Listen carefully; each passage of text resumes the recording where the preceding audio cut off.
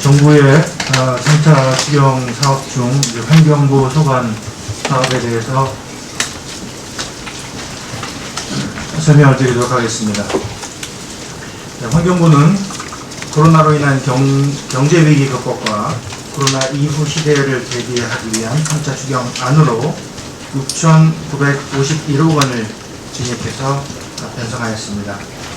정부가 밝힌 그린뉴딜 사업 1조 4천억 중에서 환경부가 담당하는 그린뉴딜 사업은 5,867억 원 규모로 저탄소 구조 전환과 녹색산업 혁신에 주로 투자될 예정입니다. 이외에도 디지털 뉴딜에 171억, 일자리 창출 624억, 기타 중소기업 지원 등의 증액하여 편성하였습니다. 직접 일자리를 포함해서 본 추경을 통해서 약 17,000개 새로운 일자리가 창출될 것으로 추산하고 있습니다. 이번 추경은 앞서 말씀드린 것처럼 기후위기, 또 환경위기 극복과 경기 침체 대응, 이러한 기본적인 요건에 추가해서 일자리 창출 효과가 있으며 또 금년 하반기에 즉시 착수 집행 가능한 그런 사업들을 대상으로 편성하였다는 부분들을 강조해서 말씀드립니다. 아울러서 서민경제 지원과 ICT를 활용하는 사업들이 다수 포함된 그런 특징이 있습니다. 이번 추경을 저희 환경부는 우리나라 경제사회 전반을 저탄소 구조로 바꾸는 녹색 전환의 마중물 역할을 할 것으로 기대하고 있습니다. 주요 내용을 3개로 간추려서 설명을 드리겠습니다. 첫 번째 특징은 저탄소 구조로의 전환을 위한 사업이 되겠습니다. 먼저 전기 화물차 1톤 트럭이 되겠습니다. 전기 이륜차 보급을 기존 물량 대비 2배 규모로 확대하도록 하겠습니다. 아시는 것처럼 경유 자동차는 전체 자동차 미세먼지 배출량의 53%를 차지하고 있습니다. 또 오토바이 경우에 대기오염물질 배출 비중이 상대적으로 높고 그렇기 때문에 이 차량들에 대한 저탄소 운송 체계로의 전환을 촉진하는 의미를 갖게 됩니다.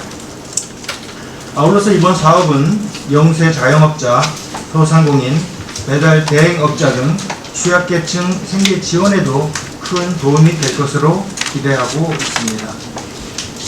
두 번째 사업입니다.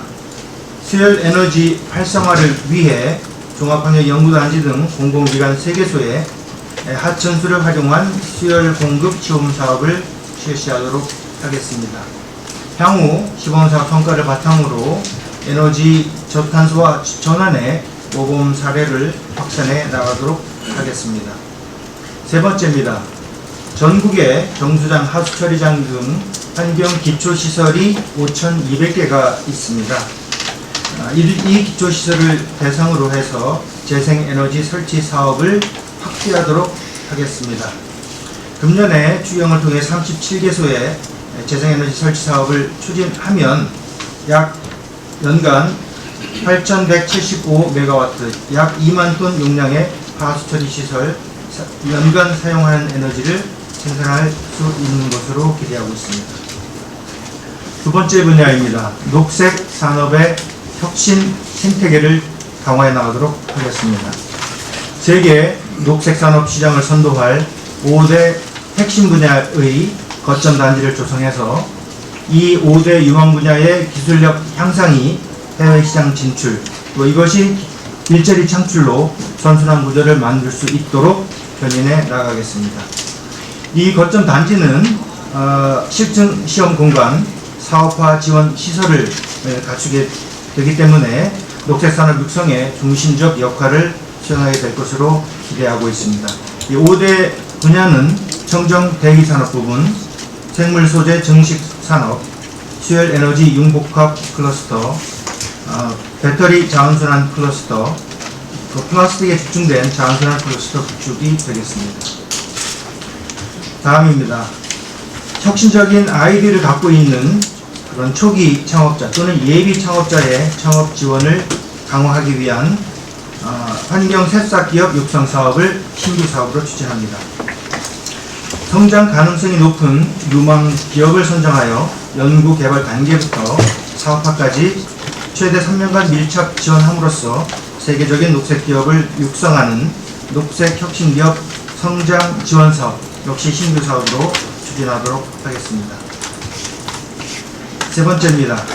개발이 완료된 중소기업의 환경 기술이 성공적으로 시장에 진입할 수 있도록 하는 사업화 지원 예산, 기존 예산의 2.2배 규모로 확대하여 편성하겠습니다.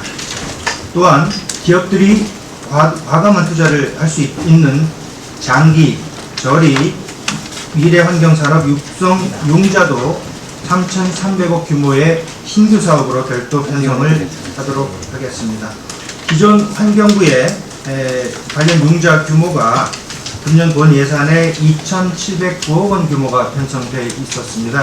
3,300억이 추가됨에 따라서 6,009억 규모의 융자로 관련 업계를 지원할 수 있게 되겠습니다.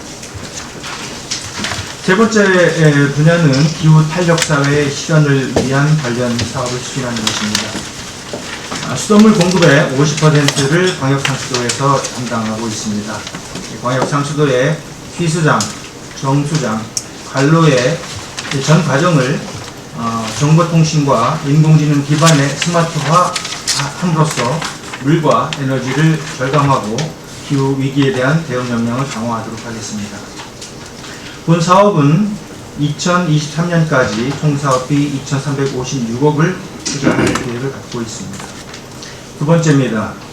기후변화에 대한 대응력을 높인 미래형 친환경 도시, 스마트 그린 도시 조성 사업을 추진하도록 하겠습니다. 이 도시는 물순환형, 저탄소형, 생태보건형, 인간 중심형 이 4개의 목표를 표방하는 도시로 세부적으로 19개의 유형, 또 이를 전부 종합한 종합형까지 해서 10대 유형을 저희가 나누고 있고요.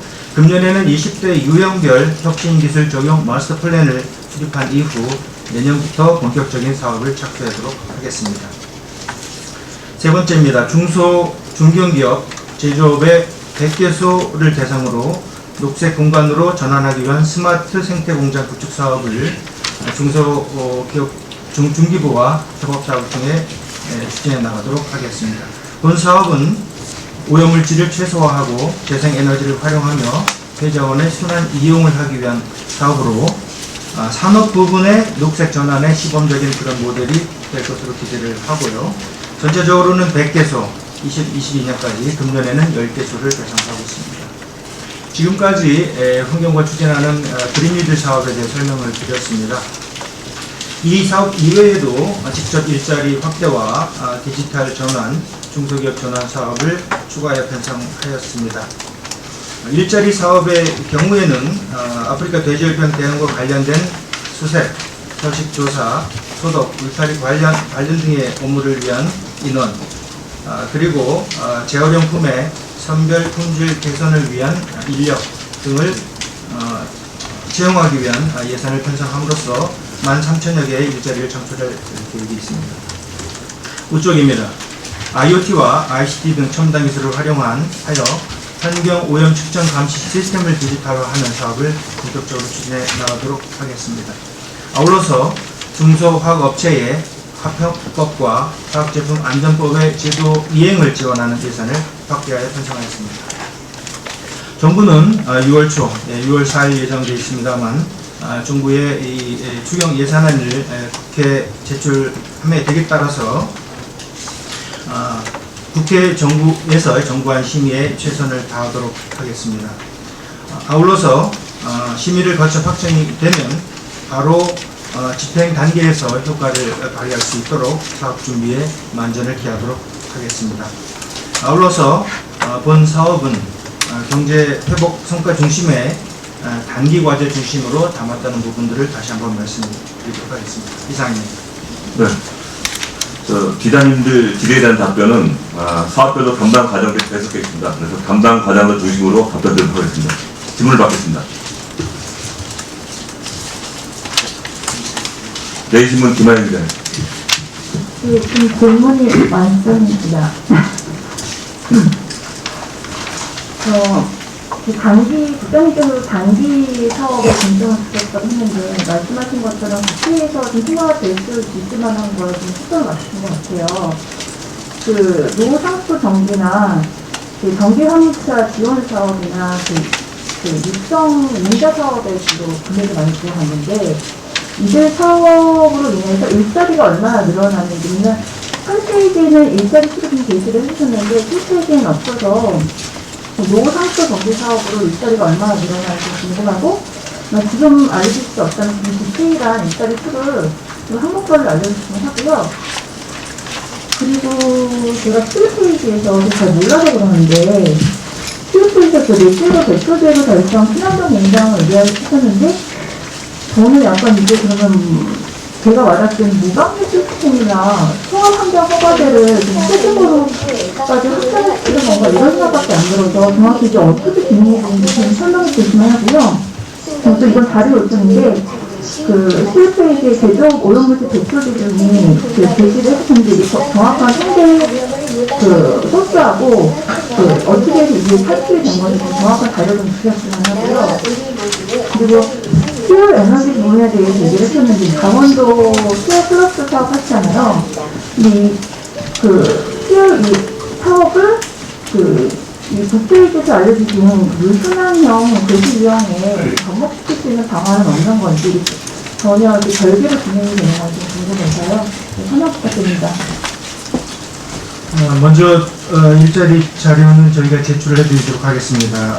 지금 저희가 직접 일자리 사업은 구체적으로 몇 명을 채용하는지가 되어 있고요. 그게 앞서 말씀드린 것처럼 12,985개고요. 나머지 그린뉴딜 사업이나 이런 부분들은 통계청에 관련 지표를 가지고 저희가 산출한 숫자입니다. 개별 사업별로 창출될 수 있는 인원에 대한 자료는 추후 친환경 생태 공장 관련된 부분들은 우리 저희 담당 과장님이 설명을 좀 보완해서 드리도록 하겠습니다. 네, 환경산업 경제과장 이율보입니다. 스마트 공장은 저희가 이제 에너지나 온실가스에 대해서 이제 넷제로라고 해서 되도록이면은 배출되는 것을 최소화시키자 하는 차원에서 재생에너지라든지 태양광을 극대화시킨다든지, 그리고 온실가스 양을 최소화시키는 그러한 국제적으로도 좀 노력하고 있는 부분인데요. 저희가 그러한 넷제로를 가기 위한 노력을 좀 유도한다라는 차원에서 공정 개선이라든지, 그 다음에 환경오염물질 처리 부분에 대해서 또 개선을 한다든지 해서 말단에서 개선하는 것뿐만 아니라 중기부와 함께, 산업부와 함께 공정에서의 개선을 통해서, 지금 통합화도 물론 공정 개선을 통해서 굉장히 많이 줄이고 있는데요. 김하영 기자님께서 말씀하셨던, 어떻게 보면 그런 모델을 좀 더 혁신적으로 좀 확산해 가자라는 측면입니다. 그래서 통합허가는 어떻게 보면 허가에 대한 통합을 통해서 통합관리 측면에서의 공정 개선이고, 이 부분은 이제 부처와 함께 환경 부분에 대한 것뿐만이 아니라 공정의 근본적인 스마트화를 통해서 또 줄일 수 있는 것을 최대한 줄여보자라는 차원에서의 노력이라고 보시면 될 것 같습니다. 이어서 수열 클러스터와 그린시티 연계 가능성 질문을 좀 주셨습니다. 저희가 스마트 그린시티 조성 사업도 굉장히 중요한 사업으로 생각을 하고 있는데, 두 가지 정도를 사전에 조금 좀 저희가 고민을 좀 하고 있습니다. 스마트 그린 도시의 컨셉에는 뭐 여러 가지를 다 포함시킬 수 있기 때문에 스마트 그린 도시 조성이라는 사업을 가지고 직접 하는 사업과 연관되는 사업에 구분을 할 수 있을 것 같습니다. 예를 들어서 폐자원에 대한 융복합 처리 시설, 이거 하나만 해도 굉장히 큰 규모가 되겠고요. 지금 말씀 주신 이 클러스터, 춘천의 한 클러스터 사업이 3,000억이 넘는 그런 사업이기 때문에 이 사업들은 개념적인 연관성은 있을 거고요. 그 다음에 사업의 직접 사업비로 포함되지는 않을 것으로 그렇게 생각이 좀 됩니다. 세 번째 질문 주신 부분을 제가 이해를 못했어요. 여기 혹시 다시 한번 말씀 주시면. 저희 아는 유클란 사업 개선, 그 저렴한 개발 사업 그냥 이런 거하고 그 수율이 어느 정도 그 설명이 됐고요. 또 자료 요청 드린 건 좀 구별해서 좀 말씀드려서 주시기로 했습니다. 예. 동아일보 강은지 기자님.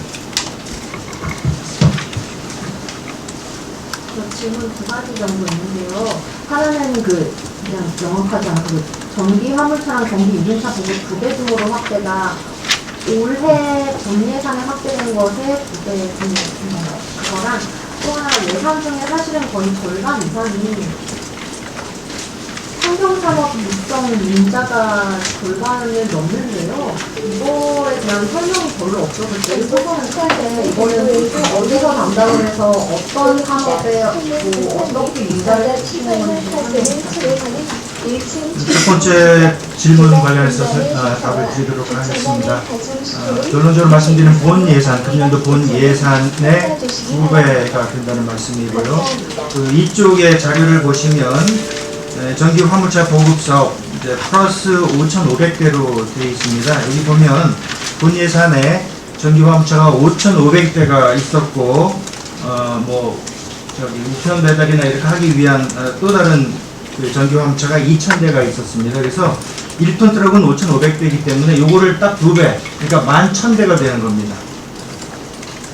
그다음 전기 이륜차 보급 사업이 금년도 예산에 11,000대를 보급하도록 되어 있었는데 저희가 10,000대를 추가해서 총 21,000대의 전기 오토바이를 보급하는 사업으로 확대된 것입니다. 융자 사업 관련해서는 앞서 말씀드린 것처럼 우리가 폐기물 융자나 또 환경 오염 방지 시설, 환경 산업체 융자 이렇게 가지고 2,700억 규모를 가지고 있었습니다. 그러나 융자 신청 수요가 이 예산의 규모보다도 2배 이상 되는 그런 현실이고요. 그래서 이 방지 시설뿐만 아니라 장기적으로는 녹색 경영 또는 그 온실가스 감축을 위한 공정시설까지 이 지원의 범위를 확대하는 한편 지원의 한도도 앞서 말씀드린 그런 그 혁신기업 등을 대상으로는 올릴 그럴 필요가 있어서 별도로 신설을 한 부분입니다. 그래서 규모가 이제 6천억 이상의 융자가 환경부에서 관련 업계에 지원이 된다는 부분이고요. 그 운영과 관련된 부분들은 우리 담당 과장님이 설명을 좀 추가해서 말씀해 드리도록 하겠습니다. 예, 환경산업 경제과장의 이일범입니다. 말씀하셨듯이 지금 현재 저희가 그 환경시설 개선이라든지 일반 기업의 환경시설을 개선하는 겁니다. 그리고 환경산업 육성을 위한 융자, 그 다음에 재활용 산업 육성에 대한 융자 이렇게 크게 세 개로 구분되어 있는데 그러한 부분을 앞으로는 이제 그 유해화학물질 취급시설 설치라든지 또 온실가스 감축을 위한 공정 개선 같은 것, 또 녹색 경영을 위해서 다양한 지금 이제 그 그린 뉴딜을 통해서 저희가 추진하고자 하는 방안에 대해서 다양한 방안에 대해서도 조금 저희가 지원을 확대를 할 계획이고요. 환경산업계에서 아무래도 코로나19 때문에 여러 가지로 이제 경영난이 있다 보니까 이런 부분에 대해서는 굉장히 수요가 많은 상황이라서 충분히 수요에 따라서 집행은 가능할 것이라고 저희는 예측하고 있습니다. 이상입니다. 네, SBS 이용식 부장님. 간단한 거 좀 질문드리겠습니다. 일자리 관련된 건데, 이거 보니까 붙은 자료 위에 있는데, 1,843명을 갖다 고용하겠다고 하는 게 이제 분리배출 취약지역 배출환경 개선이거든요. 이게 구체적으로 무슨 일을 하는, 어떤 일을 하는 사람들인지, 그게 좀 궁금하고, 그 바로 위에 있는 500명을 늘리겠다는 것도 해외 야생동물 관리 강화에 이제 하겠다는 건데, 이분들도 뭔 일을 하는 건지가 궁금해요. 그리고, 이번 추경을 통한 일자리 창출, 이런 것들이 그냥 단지 이랬었는지, 아니면 내년이나 후년에도 지속 가능하게 유지가 될 수 있는 그런 사업인지, 이거는 우리 일자리 총괄을 하고 계시는 윤일범 과장님이 개별 사업에 대해서 설명을 좀 드리도록 하겠습니다.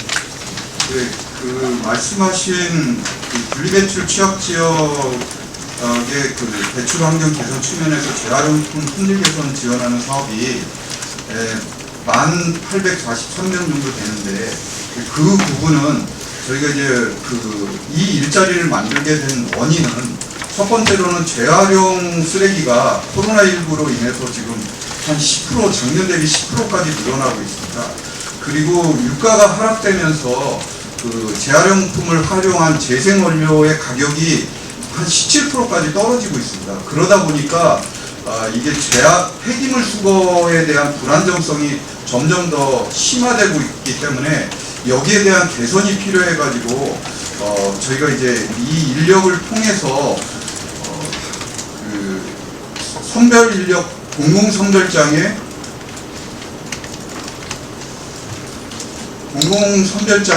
그 선별 인력을 확충한다든지 아파트 민간수거 공공관리인을 좀 확충한다든지 그리고 농촌 마을 공동집화장 관리인을 좀 확충한다든지 이런 목적으로 이 10,000명 이상의 인원을 지금 일자리를 창출할 계획이고요.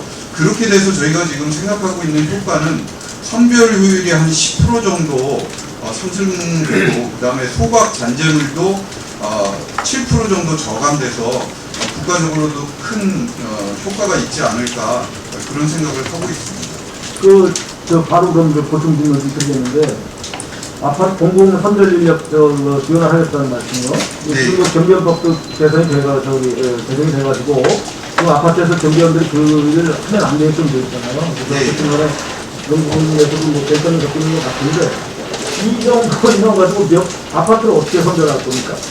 그래서 상당히 논란이 있을 것 같은데, 어느 지역 아파트만 이 선별 인력을 갖다 지원해 있고, 이런 걸 어떻게 합니까? 그 구체적인 거는 지금 이제 폐전 관리과에서 그 부분을 이제 구체적으로 좀 설명을 드릴 수 있을 것 같은데 저희가 이제 파악한 바로는 31,001개의 공동주택 단지에 5개 소당 한 1인 정도로 해가지고 저희가 이제 계획은 잡고 있거든요. 근데 말씀하신 대로 이제 구체적인 부분에 대해서는 저희가 지금 그 부분에 대해서 좀 큰 방향은 그렇게 잡고 구체적으로 어떻게 시행해 나갈 것인지에 대해서는 해당 과에서 조금 상세한 자료를 좀 지금 구체화하고 있는 상황입니다.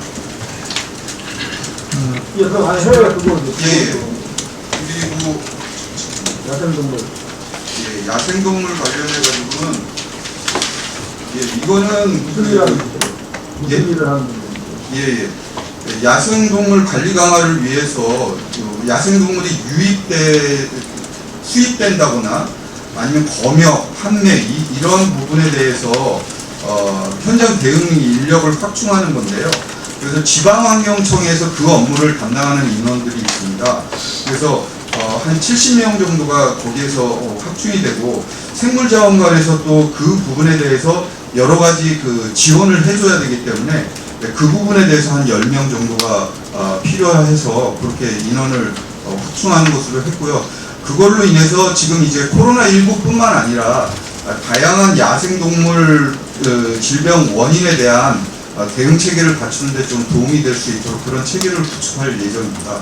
그리고 아까 마지막으로 말씀하셨던 향후에도 이런 일자리가 연계되느냐의 부분에 대해서는 저희도 이제 21년 사업으로 이런 부분에 대해서 필요성에 대해서 조금 지금 검토 중에 있고요. 일부의 지속 가능성하고도 좀 연계되는 측면이 있어가지고 그거는 향후에 그 코로나19의 상황과 함께 좀 연계시킬 수밖에 없는 그런 한계가 있습니다. 이대희 최정우 기자. 이대희 최정우입니다. 간단한 거 하나만 질문드리겠습니다.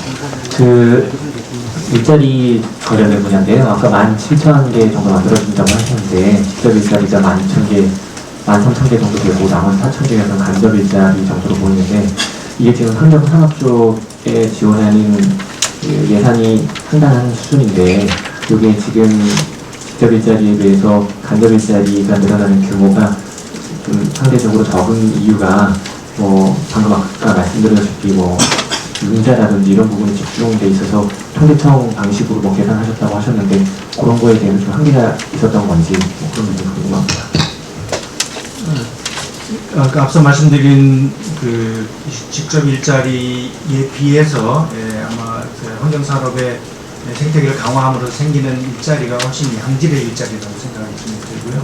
그런 부분들은 금년도 추경 또 내년도 예산 이렇게 해서 사업이 성숙해 감에 따라서 일자리 창출 효과가 더 커질 거라고 생각이 듭니다. 현재로는 그런 그 기업이나 어떤 시장에서 일자리 창출의 부분들을 정확하게 예견할 수 없기 때문에 관련 지표를 가지고 추산할 수밖에 없는 상황이고요. 다만 이 그린 뉴딜과 관련 사업이 완성 단계에 가면 이 효과는 배가 될 것이다 이렇게 생각은 하고 있습니다. 조선일보 김영희 기자. 그래서 아까 얘기 나왔던 분리배출 취약지역 배출환경 개선 일자리 관련해서 좀 궁금해서요. 이게 제가 알기로 2018년부터 배출환경 개선을 도와주는 그런 분들을 고용해서 지원한다 이 얘기가 나왔던 일자리를 알고 있는데 이게 2020년에 분리산에 포함이 안 되어 있다가 지금 추경에 422명이나 422명 이게 그냥 지금 추경이 되었잖아요. 근데 이게 별다른 혹시 효과가 없는 걸로 판단해서 올해 예산을 편성을 안 했다가 추경이 되니까는 갑자기 좀 늘어난 거 아닌가 하는 생각도 드는데 올해 본예산에 포함이 안 되어 있었던 이유는 뭔가요? 그 앞서서 요 추경 편성 사업들의 공통된 특징을 설명을 좀 드렸습니다. 결국은 코로나라고 하는 코로나19라고 하는 굉장히 그 특별한 케이스로 인한 경기 침체 부분들을 좀 고려를 했고요. 또 폐기물 같은 경우에도 유가 하락이나 이로 인한 그런 그 재활용 용품의 가격 경쟁력 이런 부분들의 큰 변화가 금년도 본예산 편성할 때는 작년도 뭐 5월, 6월, 7월 정도였지 않겠습니까? 그때와 많은 부분들이 좀 달라졌다 이렇게 설명을 드리겠습니다. 한겨일보 김경태 기자. 네, 한겨일보 김경태입니다. 그린 뉴딜이라고 이름을 붙였는데 예산을 좀 보니까 온실가스 저감하고 관련된 거는 전기차, 전기 1인차 전화기가 한 1,000억 정도 되는데 이 전기차 보조는 항상 비용에 비해서 온실가스 저감 효과가 굉장히 작다. 건전한 상황이 아니다라고 지적을 굉장히 많이 끊임없이 받고 있음에도 불구하고 계속해서 예산을 늘리고 유지를 했더라고요. 사실상 우리나라 자동차 업계가 거의 한백이 하나인데 단위 회사 하나한테 이렇게 특혜성으로 비춰줄 수 있는 사업을 예산을 계속해서 하는 게 타당하다고 생각되지 않을까. 그리고 전기차라는 게 사실 우리나라가 지금 계속해서 화력발전소를 늘리고 있는데 화력발전소를 석탄 떼어가지고 전기 만들어서 그걸 전기자동차를 굴리면 온실가스가 저감이 될까요? 저는 그런 부분에 있어서도 우리가 지금 말하고 있는 환경부가 이야기하는 온실가스 저감 효과가 이렇게 그닥 믿음이 안 간다? 사실 좀 그렇거든요? 그 부분에 좀 얘기를 좀 해주셨으면 좋겠고, 여기 이게 이 질문이 나왔는지 모르겠는데, 미래환경산업 육성 융자라고 한 대목이 있는데, 이게 제일 크잖아요. 근데 지금까지 환경산업에 대한 융자 사업이 없었던 게 아니고 계속해서 있었고, 그런데 또 굳이 이걸 만든 게, 이게 뭔지 잘 모르겠어요. 설명을 좀 해주셨으면 좋겠고, 그래서 일자리 이런 거 얘기를 하셨는데, 제가 알기로 환경푸디나 뭐, 신가동, 라돈 진단, 병안부 이런 거, 국민들한테 국민 서비스를 할 수 있는 직접적으로 와닿는 것들에 대한 수요가 굉장히 많은데 예산도 없고 인력도 없어서 굉장히 수요가 그러니까 서비스를 한정적으로 했거든요. 제가 알기로도 이게 굉장히 효과가 좋아요. 특히나 아까 여러 가지 말씀하신 코로나나 이런 거 말씀하셨는데 환경푸디 같은 사업 같은 경우에도 지금 같은 상황에서 굉장히 큰 도움이 될 수 있을 거고, 이런 수요가 큰 부분들, 이분들 제가 알기로 다 계약직이거든요. 장기간도 아니고 어차피 다 계약직을 하시는 분들인데 이런 부분에 있어서는 늘리지 않고, 여기 시장감, 뭐 환경표준 시장감인데 이거 지금까지 주부 모니터링단이 했던 거를 그냥 거의 자원봉 상태로 했다. 조금씩 수급을 조금씩 주면서 했던 걸로 아는데, 이걸 105명을 늘린다고 해가지고 효과가 있을까 좀 미심쩍기도 하고, 여러 부분에서. 뭐 지하수 관리도 마찬가지예요. 전국의 지하수가 방치되기 몇만 개가 있는데 그거를 360명이 관련된 건 사실 말도 안 되는 일이고, 그러니까 오용 무교라고 말씀을 하시면 우리나라 지하수 중에 제대로 관리되는 지하수 몇 개나 있다고 했을까요? 이런 부분에서 좀 보여주기 식으로 일자리 만든 거 아닌가? 그리고 그림이나 말을 붙이는 것도 솔직히 좀 아니지 않나? 3천 몇백 원 이런 거 녹색 산업이라고 말은 하지만 사실 녹색 산업 중에 녹색 일자리 중에 보일러도 있는 거 아니에요? 보일러공도 녹색 일자리도 들어가요. 그러니까 이런 식으로 하는 게 그림 유지나 말을 붙이는 게 맞나 싶은데 답변을 듣겠습니다. 여러 가지 질문을 좀 주셨는데 하나하나 좀 말씀을 좀 드리도록 하겠습니다. 전기차 보급 부분들은 앞서 말씀드린 것처럼 저희가 어떤 그 제조업체를 본다기보다는 수요자를 봐야 될 것 같습니다. 이번에 충격이 편성한 부분들은 뭐 배달을 하시거나 동네에서 과일을 파시는 그런 소상공인들 또 이런 분들이 주로 이용하는 차량이기 때문에 우리 국민들의 실생활에 굉장히 큰 도움이 될 것이라고 생각이 듭니다.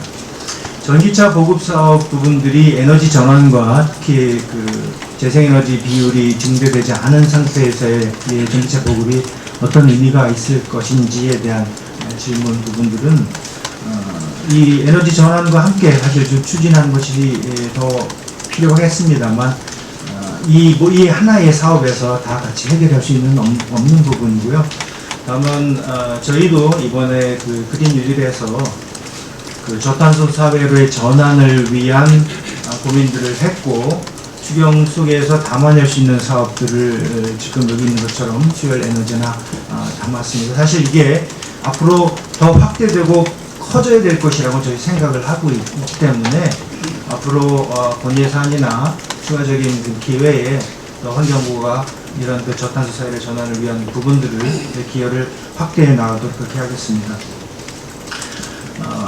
이 일자리 창출 사업 관련해서 좋은 의견을 주셨습니다. 사실 저희도 필요한 부분들을 더 담을 수 있도록 2021년 본 예산이나 이런 쪽에 같이 노력을 해 나가도록 하겠습니다.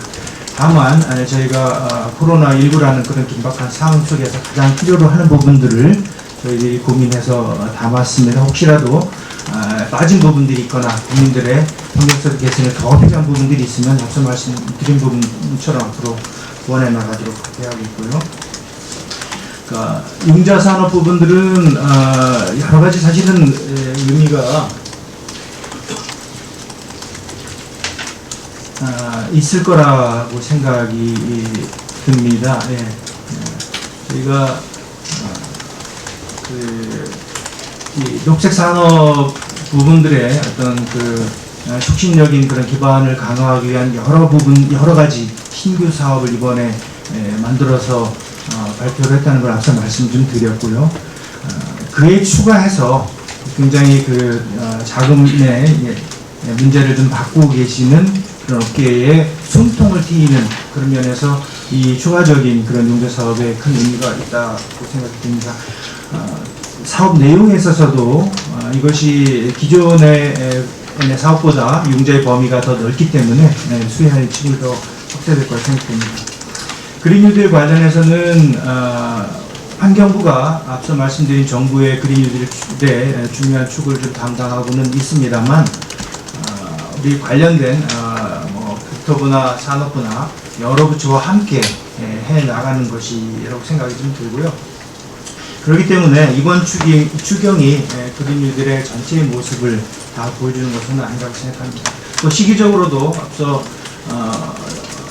언급된 것처럼 그린 뉴딜의 어떤 그 시발점 내지는 어떤 그런 의미 있기 때문에 앞으로 점점 더 발전적인 모습으로 보완해 나가도록 그렇게 하겠습니다. 시간이 많이 가가지고 두 분 지각합니다. 지금 뉴스팀의 이동 부장이 먼저. 예, 저는 저기 아까 13,000개 일자리가 결국 대부분 공무원 중공무원이죠. 예, 그러면 그로 인해서 일단 양질의 일자리를 말씀하셨는데 일자리 창출하는 건 그 의지는 좋은데 결국 그대로 국민 부담으로 돌아갈 수 있는데 거기에 대해서 어떻게 생각하시지? 지금 단기 일자리도 굉장히 그 소중하고 긴급한 그런 상황이라고 생각을 합니다. 아울러서 담당 과장이 설명해 드린 것처럼 최근에 환경 위기, 특히 ASF나 또 폐기물 분리 관련되는 여러 가지 문제들이 있기 때문에 일자리 창출 효과와 아울러서 환경위기 대응에도 큰 기여를 할 것으로 생각을 하고 있습니다. 네, 마지막으로 대일환경 안상수 기자님. 대일환경이 안상수입니다. 아까 그 분리배출 여기에 보면 거의 제가 알기로는 외국 분들이 많이 있는 걸로 알고 있는데 여기 자료는 아마 이게 어떻게 이렇게 나왔는지 좀 알고 싶고요. 동네 사람이 들어가야 이거 인원이 올라가는 건데 외국 분들이 있으면 이거하고 위치가 안 되는 걸로 알고 있고, 또 두 번째는 그 아까 그 전기차 보급을 하신다고 하셨는데 전기차 보급이 이게 조금만 소형 저기 뭐 차라고 얘기하시는 이 차가 이렇게 언덕까지 올라갈 때는 잘 못 올라갑니다. 그래서 이것을 구매했다가 좀 다시 저기 하는 분들이 많이 있는 걸로 알고 있는데 거기에서 두 가지 좀 저희를 좀 답변 좀 부탁드리겠습니다. 전기차의 기술적 한계에 대해서는 제가 전문가가 아니어서 이 부분은 해당 과에서 자료로 이렇게 제출해 드리도록 그렇게 하겠습니다. 앞서 말씀드린 일자리 관련된 부분들은 그 외국인을 많이 쓰는 거 아니냐 그 부분을 말씀을 하셨는데요. 저희가 그 부분은 제가 감을 해봐야 될 것 같은데요. 저희가 이제 뭐 그런 제안을 되도록이면 동네 사람들이 아니면 자활기업이 할 수 있도록 유도는 하고 있는데 실제적으로 또 이제 국내에 거주하는 귀한 분들도 있고 그러다 보니까 그런 부분에 대해서는 저희가 조금 확인을 좀 해서 알려드리도록 하겠습니다. 제가 용산에 사는데요. 용산 거기 가보니까 반은 외국분이고 반은 조선족이었어요. 그렇기 때문에 이렇게 현황이 맞지 않다 보니까 제가 여쭤본 거고, 이런 식으로 계속 나가다면 지금 자료하고 그게 일치가 되지 않기 때문에 여쭤본 겁니다. 예, 그건 한번 확인해 보겠습니다. 해당 바. 네, 확인해서 전화드리도록 하겠습니다. 그럼 이상으로 오늘 브리핑을 마치겠습니다. 감사합니다.